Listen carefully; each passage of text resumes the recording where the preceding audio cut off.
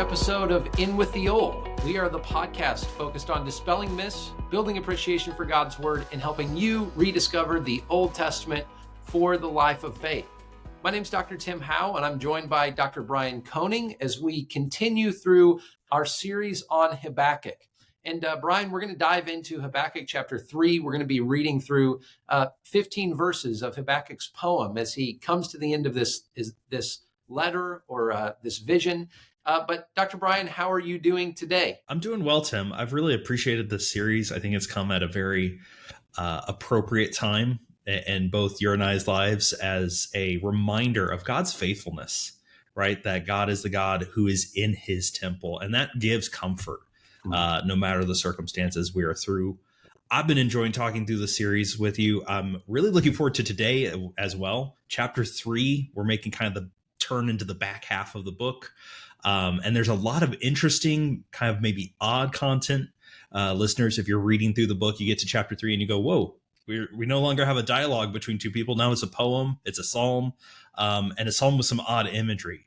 But it's going to be fun to unpack it today and next week as we finish out the content of this book. So I'm ready to get to it. Let's go. All right. Well, readers, we're going to be reading Habakkuk chapter 3. We're going to be reading there verses 1 through 15. Habakkuk's poem, Habakkuk's psalm. I'm going to be reading it from the Christian Standard Bible. So let's dive into it. Habakkuk 3, a prayer of the prophet Habakkuk according to Shigionoth. Lord, I have heard the report about you. Lord, I stand in awe of your deeds. Revive your work in these years. Make it known in these years. In your wrath, remember mercy. God comes from Teman, the Holy One from Mount Paran. His splendor covers the heavens, and the earth is full of his praise. His brilliance is like light. Rays are flashing from his hand. This is where his power is hidden. Plague goes before him, and pestilence follows in his steps. He stands and shakes the earth. He looks and startles the nations. The age-old mountains break apart. The ancient hills sink down. His pathways are ancient. I see the tents of Cushan in distress. The tent curtains of the land of Midian tremble. Are you angry at the rivers, Lord? Is your wrath against the rivers? Or is your rage against the sea when you ride on your horses, your victorious chariot? You took the sheath from your bow. The arrows are ready to be used with an oath. You split the earth with rivers. The mountains see you and shudder. A downpour of water sweeps by. The deep roars with its voice and lifts its waves high. Sun and moon stand still in their lofty residence. At the flash of your flying arrows, at the brightness of your shining spear, you march across the earth with indignation. You trample down the nations in wrath. You come out to save your people, to save your anointed. You crush the leader of the house of the wicked and strip him from foot to neck. You pierce his head with his own spears. His warriors storm out to scatter us, gloating as if ready to secretly devour the weak. You tread the sea with your horses, stirring up the vast water. All right, Brian. So we have this psalm, not exactly something that might be bit-bopping on the Christian Top 20 Billboard, but there it is. Yeah. As we come to the end of Habakkuk, Brian, maybe you can help us. Can you situate us here with a big idea that can kind of focus our attention as we think about this psalm? And then also, can you just walk us through some of this imagery? Walk us through what Habakkuk is doing in this. Go for it, Brian. Yeah, so definitely these are not some of the attributes or descriptions of God we're going to hear on K-Love, are we, Tim? Right? But that's part of what I've always loved with the Old Testament, and not to denigrate how we usually worship God and those songs, right? But we often focus on a select number of attributes, descriptions, biblical ones and good ones. But the Old Testament is replete with very vivid imagery of God. And here we have a psalm really extolling some of that. So listeners, in my intro, I said, right, we've made a switch in some fashion. Chapter 2 is the conclusion of the book. It really is. Habakkuk 2:20 is the point of the book. The Lord is in his holy temple. Let all the earth keep silent before him. Chapter 3 is the epilogue, right? This whole book has been a dialogue between a prophet and God, and the prophet wrestling through, how do I fit my conceptual theology with my lived experience. Well, he's now received all of his information, and this chapter is the working out of that as he applies what God has taught him, and we get to see that he's learned the lesson. And this chapter is part of why I love the book, is we get to see a man come to terms. He's asked God a difficult question. He's received difficult truth. And here we see him putting it all together. So it's unlike the rest of the book. This is a psalm, which is kind of interesting. And Tim, let me answer at least for myself, but then I want to hear your answer as well. Why the switch to a psalm here in chapter 3 for the conclusion? I like to think of it in some ways that there are some theological truths that are so fundamental and so central to our being that we have no other way to express them except through poetic expressions like this. Worship, praise, music, artistry, these seem to be core to how God has created us. We see it in eternity in the new heavens and new earth, that worship goes on forever. And I think at key points we see when we're trying to encapsulate this vivid and emotionally charged, and it is emotionally charged, right, theological truth, there's no better medium than a psalm. And so I kind of like it that we switch to that. It invites us more than just a listing of facts. It invites us in to consider this truth and how it applies to us. I think at least that's how I would answer why we have a psalm here. Tim, why do you think we've switched to a psalm here in chapter 3? Totally agree with you, Brian. And I'm reminded here of why so much of the poetic literature that we read in the Bible comes from the prophets. Because by definition, they're dealing with some of the most emotionally wrought, emotionally difficult things that people go through. I go back to the book of Lamentations. The book of Lamentations is arguably one of the most emotive books in all of Scripture. You have Jeremiah sees the downfall of Jerusalem. He sees the destruction of really everything he knew. And so as he's trying to come to terms with this, he uses this vivid emotional energy and this vivid emotional imagery, and he writes the book of Lamentations. But what do we know? The book of Lamentations is also one of the most structured books in the entire Bible. It uses a multi-level acrostic in every chapter. And so as we think about that, we tend to separate our thought, our analysis from our emotions. They didn't do that. It was almost like there was this flood rushing of a river in terms of their emotions and their responses. And so in order to guide that, in order to draw out those emotions, they used poetry as a means of doing that. So I love your answer, Brian. I totally agree with you. In dealing with the most difficult things in life, prose just doesn't suffice. And we see that here at the end of the book of Habakkuk. Yeah. Excellent points, Tim.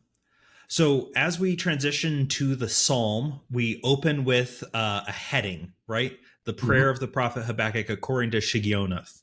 Now, listeners, you're like, hey, we've got a Habakkuk scholar in here. He'll tell us what this word means. Are you ready for it? We have no idea. It's one of those words. It's clearly a music from context, right? It's a musical notation or an arrangement notation.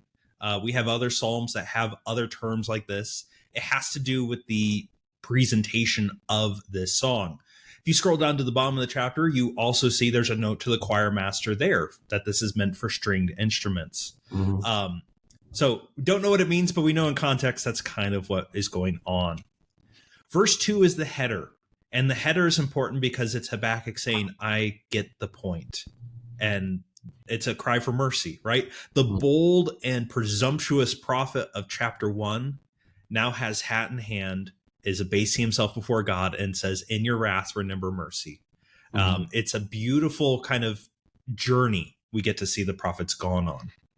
Starting in verse 3 and going through verse 15 that Tim read for us, this is a recapitulation of Israel's history, specifically focused on God's appearing, a theophany, right, and his power. Tim, I love how you read it because throughout this passage, there are several salahs. As any worship pastor knows, salah means guitar solo. Oh, wait, no, it doesn't mean that. It means to, right, stop, reflect on what has just been said. So I encourage you listeners, as you read through this on your own, kind of see where those have been placed.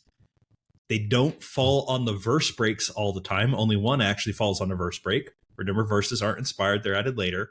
But they're placed after points of emphasis, right? Where the writer Habakkuk here is asking you to reflect on what he has just said, visualize the scene in your head. And what we see is God is being presented as a warrior who punishes, a warrior who delivers. And it's a beautiful poem going back through and blending together key images of Israel's history. Now, I like this, Tim, and we'll get into the details here in a moment, but we're blending together elements of the exile, elements of the journey in the wilderness, of the conquest of Canaan. We're taking elements from all these stories and blending them together. I find so powerful, because Habakkuk, what he's trying to push for us listeners is to recognize that God is present in our history. Because there are times in the moment, and Habakkuk is in one of those moments right now, where he's like, I can't see God in the present. But in those times, we should remember our past. God was there then. He'll be there now. God was holy and powerful then. He delivered then. He can do that again. And that's what the story is going to be drawing upon.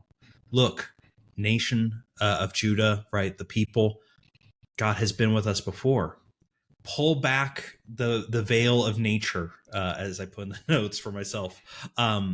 We didn't deliver ourselves.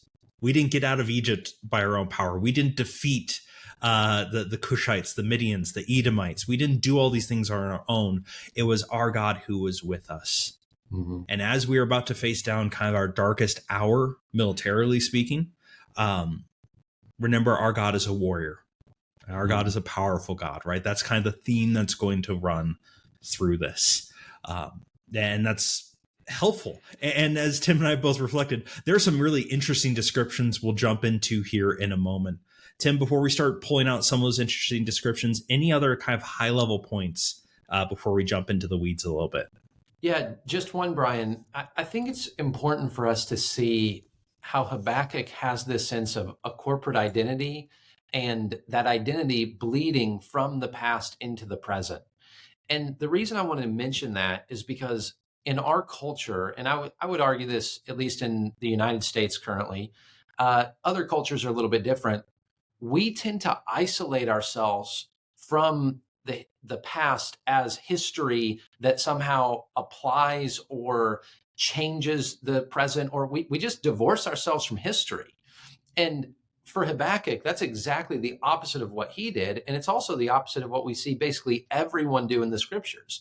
There is a continuity of identity, so that whenever, for instance, Habakkuk looks at the Exodus as a motif, he says, God, you have done this for us in the past, therefore you are going to do it for us now.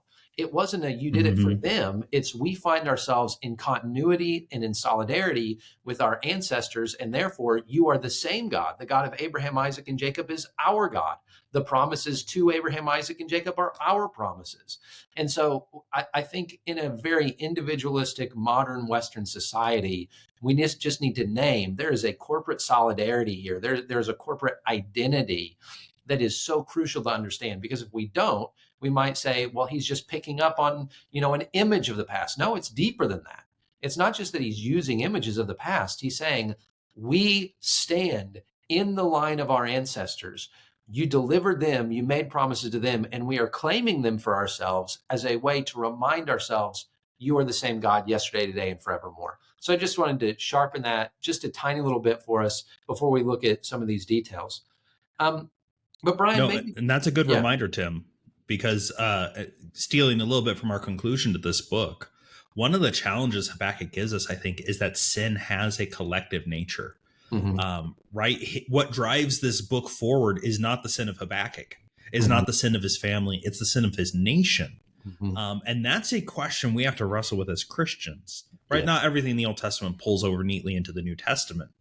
But at what level do we have to wrestle with sins of our nation, sins of our communities in a collective sense? That's not a comfortable conversation, but it's one that Habakkuk really pulls forward. Yeah. Sorry to cut you off. Didn't mean to jump in there. Go ahead. Nope. I'm going to kick it right back to you, Brian. Walk us through some of these details. Show us how Habakkuk artfully ties together the history of Israel. What do you see? And then I'll add a few points of my own as we come back to me. Yeah. So one of the first things we see is how he starts the view of God, the theophany. And I've used the term twice now. A theophany is just an appearance of God, right, in the Old Testament. And they always come in very important inflection points in the story. And we start with God comes from Timon, the Holy One from Mount Paran. And this is the problem with the Old Testament sometimes, Tim, right? We're reading these passages and there's the people hear names and they're like, geography. Gosh, like I don't even know where all the states are necessarily on a map. How am I supposed to know this ancient land? All right, let's break that down a little bit for us. So Taman is the principal city of the country of the people of Edom. Now it is probably being used as a circumlocution or synecdoche to mean Edom. He comes from Edom. Obadiah chapter 9 does the exact same thing with a similar phrase. And then coupled with Paran. So Edom is usually to the south and east, right, of the promised land of the nation of Israel. And Mount Paran, especially Paran, is where the people of Israel had encamped when they sent the spies in.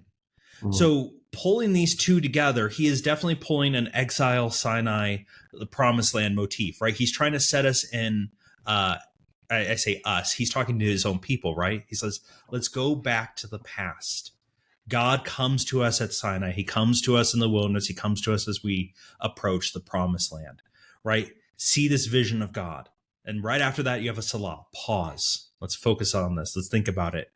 His description then in the back half of verse 3 and verse 4 is what we see at Sinai, right? His splendor covers the heaven. The earth is full of his praise. You have light and rays flashing from his hand, right? It's this powerful view of this God arriving on the scene. Verse 5 then throws a curveball, and if we have any worship pastors listening to this, open challenge. Write a worship song about Habakkuk 3:5, please. It's in the Bible, biblical descriptions. Let's go. I want to see it because I want to see what grandma does when she hears the worship song singing about God and his plague and his pestilence. Now, I mean, I'm only half joking. I would love to hear that. You'd probably get fired if you do this worship song, so maybe don't do it. But it's an odd verse, right? You're like, okay, wait, we just saw God arrive. We're in a Sinai mindset, maybe. What's this? Well, remember in the ancient world, a lot of these things are deities. There's a god of plague, a god of pestilence. And here's something that the Old Testament does because it fits its culture, but we don't think about a lot. The Bible likes to talk about, hey, you have these pantheons, other nations. If that being exists and it's a spiritual being, not a god, you realize that being marches to the orders of Yahweh. It's not independent. It's not a god in its own right. Job does this, right, with Behemoth and Leviathan. God says to Job, right, you thought I was these things, these terrifying monsters, these creatures of chaos. I walk them around on leashes. They're my pets. They're nothing. Plague and pestilence are deified in most of the cultures of this time. Here, I take it, Tim, and I'd love to hear your thoughts on this. I read this to kind of go, whatever God you think you have and is worshiping, they march in the army of Yahweh. This is trying to say, look, he's not just our God. He's not just big and powerful in our world. He is the supreme ruler. When he comes forth as a warrior, he can marshal anything and everything. There's nothing outside his control. Definitely a very different worldview, different mindset, but I think that's what's going on, especially in verse 5. What do you think, Tim? Yeah, I think as we look to theophanies in the scriptures, there may be more than this. This isn't a great nomenclature, but there's at least two types. Sometimes God shows up and it's almost secretive, and you're not really even sure, is this God? Is this someone else? I'm thinking of, okay, God comes and appears to Abraham in, just before Sodom and Gomorrah, these kind of things. But the theophanies that are most memorable and those that are commemorated in song, in other songs, are those where God shows up in this incredible power. And just as you said, Brian, he puts all other earthly powers and heavenly powers in their place. It's God demonstrating his power. It's God demonstrating his control. And I think even of the Song of Deborah, right? In Judges chapter 5, where some similar imagery is used. You a lot of times have celestial imagery, stars falling. You have God's hand coming up. You have lightning coming from him. You've got chariots. You've got God dancing on the waters. But we see this. My basic point is we see this in moments of victory. Whenever God shows up, it is a demonstration of his total sovereignty and total control. In other words, game over, right? Job, I've seen you. Isaiah, I've seen you, and I'm a man of unclean lips. Like anytime we see theophany, it's a game over. Any other powers, heavenly or earthly, they are done. They are silent. And so, in that sense, it's ironic, isn't it, that Habakkuk says we're going to be silent before the presence of God, and then he writes a song. But it makes sense in that you have a song that declares God is won. The game is over and God is in control. So yeah, I like that. I never heard that interpretation, Brian, but I like that idea of God controlling all of the forces of chaos that seem to us to have held sway. I like that reading. Awesome. Yeah. Open bounty. It remains out there, worship leaders. Let's get a worship song going. Just saying. Anyway, we continue on in this powerful God stands and shakes the earth. One of the common elements of theophanies is that the earth usually shakes when God arrives. Right? You have flashes of lightning, rumbling, the earth shakes, which is important and a tragic part of the Old Testament that we're not supposed to miss. That the dumb, inanimate earth recognizes its creator when its creator arrives, and yet humans often miss him when he arrives, right? There's a tragedy in that. Going down in verse 7, the tents of Cushan, the land of Midian, these are the lands Israel had to wander through and had to sometimes fight their way through in the wilderness on their way to the promised land that God had given to them. Verses 8 and 9 pick up, ask an interesting question, right? Are you angry at the rivers? Is your wrath against the rivers? And the answer is, of course, no. But multiple times in that exile Sinai promised land journey, at the Red Sea, at the Jordan River, right? God parts the waters to let his people pass and then closes it up behind them, specifically in the Red Sea on the Egyptians as well, right? God has acted powerfully. And Tim, I think it's come up in maybe a couple episodes, but the exile is one of those kind of indelible parts of ancient Israelite thought. It is their prototype for God delivering them. And so I don't think it's out of character to see it here. In fact, I'd expect to see it here. This is what they go back to when they want to remind themselves of how God has saved them. It is through the exile. And it's just really powerful to me to see it here. Can I just jump in on that, Brian? So we see in the Old Testament, we see recapitulation, we see echoes, we see God delivering his people from Egypt. And therefore, because we know God has delivered us from Egypt, we know that he's going to bring us back when he exiles us to other foreign lands. So it's a version of history repeats itself, but really it's the idea of God's faithfulness repeating itself. And that's important because for Habakkuk says, God, are you going to move? When are you going to move? How long are we going to wait? And basically God says, hey, rewind the tape so you can see what's going to happen. I'm not going to wait forever. I am going to move. So yes, doubling down on what you said, these motifs become so important in understanding what will happen in the future. Yeah. In the last couple verses, there's two other, at least explicit references that I could see or kind of pull out. Verse 11 talks about the sun and moon standing still, right? That's a very famous story from Joshua chapter 10 and the battle for the promised land. You have in verse 14, piercing his head with his own spears might be a reference to Numbers 21 with Shinon and Og and Israel fighting against them. But at the very end of verse 15, you tread on the sea with your horses and you stir up the vast waters. To you and me, that might seem like a dud of an ending talking about God as a warrior. And yet this is the peak. In ancient thought, there is one source of chaos that can never be controlled. It is connected to death. It is connected to disaster. We're terrified of it. It's the deep. It's the ocean. It's the waters. No one can control it. Even with all of our modern technology, we brought this up before, right? If the ocean's going to flood, there's little we can do about it. God is the one who treads on the sea. Do you think it's an accident, by the way, listeners, that Jesus walks on the water? That's not just a, oh, cool, I can pull a neat trick. He's showing I do what Yahweh did. I can control the deep. I can control chaos itself, the source of all evil in your worldview. I have mastery over it. It is a strong and powerful conclusion to this view of God as warrior.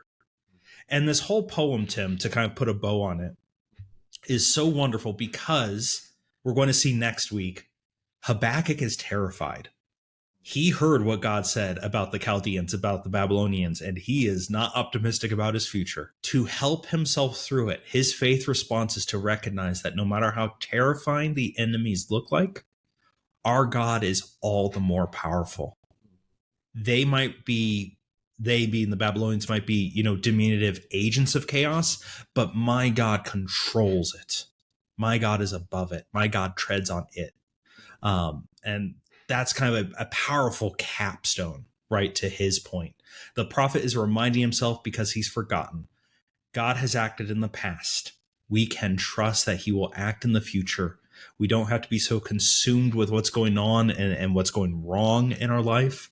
We can remember that God has a track record. And that's part of why I love the Old Testament, is we get to see that track record of God remaining faithful generation to generation. And we can find strength and encouragement for the moment in that path. So I absolutely love this poem.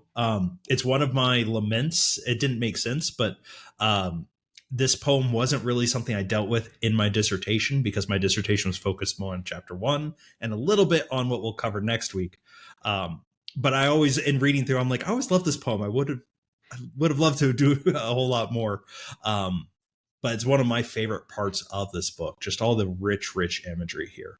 But yeah, that's Habakkuk 3, 1 through 15. Tim, maybe bring us on home. Yeah.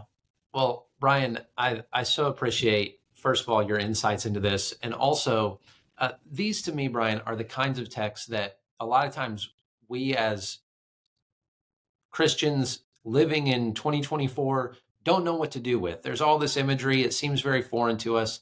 But this is part of the expression. This is part of how study pays off. Because as we look at this, if we can see it as a poem that has a narrative arc, then all of a sudden it comes together and it makes sense. But if we just see it as a hodgepodge or a string of unrelated images, then we're going to misunderstand it. But I'll just end with this, Brian. When we think about our culture, you mentioned synecdoche and circumlocution and all that. These are fancy scholarly words that really are things that we use all the time and see all the time, but we just understand it. Let me just give 2 examples. It's almost the 4th of July, so I'll use some patriotic songs. You've probably heard the song, "This Land Is Your Land, This Land Is My Land," from California to the New York Islands, from the Redwood Forest to the Gulf Stream waters. So think about that. 4 different descriptions: California, New York Islands. Well, that's east and west and everything in between. From the Redwood Forest to the Gulf Stream waters, again, east and west, north and south. In other words, it's giving us this idea of parts that represent the entirety or the whole. Or think of a narrative as well. Another patriotic song, the Star Spangled Banner. The Star Spangled Banner is a song that we learn, and it's a story. And when we sing it, we are singing a story of history that then leads us to think about the future.